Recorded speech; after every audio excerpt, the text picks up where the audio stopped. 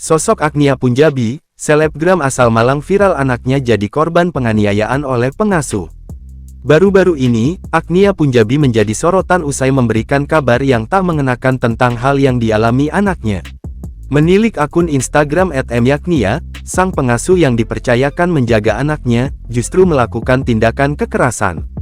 Bahkan anak Agnia Punjabi pun dianiaya hingga babak belur sampai viral di media sosial.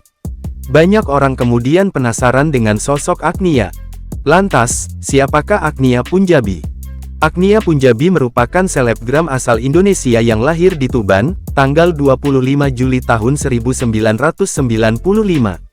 Nama aslinya ialah Hifzan Silmi Nur Myagnia, namun ia lebih dikenal dengan nama Agnia Punjabi. Agnia Punjabi resmi melepas masa lajangnya setelah dinikahi oleh pengusaha kopi, Reinuki Abidharma. Pernikahan keduanya dilaksanakan pada tanggal 9 Februari tahun 2020. Dari pernikahannya itu mereka dikarunia seorang anak yang berinisial J. Seperti diketahui, selebgram Agnia Punjabi viral di media sosial. Pasalnya, Agnia Punjabi mengungkap terkait dengan kekerasan yang dialami oleh sang anak. Kondisi sang anak begitu memilukan, terdapat memar dan bengkak di bagian mata.